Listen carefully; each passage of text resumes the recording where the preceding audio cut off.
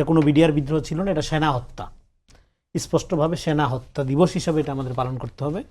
এবং যারা নিহত হয়েছেন, হত্যাকাণ্ডের শিকার হয়েছেন, তাদের প্রতি আমি গভীর শ্রদ্ধা এবং শোক জ্ঞাপন করছি, পরিবারদের প্রতি আমার সমবেদনা জানাচ্ছি।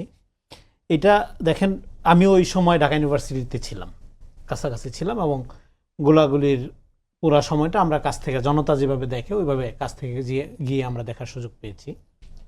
তো নিউ মার্কেট পর্যন্ত ব্লক করা ছিল ওই সময়, আমার স্পষ্ট মনে আছে। নিউ মার্কেটের পরে আর সাধারণ জনতা যেতে পারছিল না, ওই সিটি কলেজের ওই পর্যন্তই সাধারণ জনতা যেতে পারছিল, কিন্তু গুলির শব্দ পাওয়া যাচ্ছিল পুরা এলাকা জুড়েই।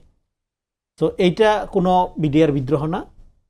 বিডিআর বিদ্রোহটা ন্যারেটিভ, ফ্যাক্ট হইল সেনাদের হত্যা করা। কেন সেনাদের হত্যা করা? বাংলাদেশে সেনাবাহিনী কি, এটা আমাদের প্রথম বুঝতে হবে।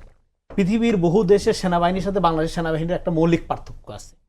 সেই মৌলিক পার্থক্যটা হইল, যখন এখানে পলিটিক্যাল লিডার পালায়া নাকে তেল দিয়ে ঘুমা বইলে চলে গেল, তখন এখানে যুদ্ধটা কিভাবে হবে, বাই দিস টাইম কিলিং শুরু হয়ে গেছে, তখন কিন্তু সেনা অফিসাররাই এবং তার নেতৃত্বে শহীদ প্রেসিডেন্ট জিয়াউর রহমান ওই রিভোল্ট বলে যুদ্ধ শুরু করে দিল।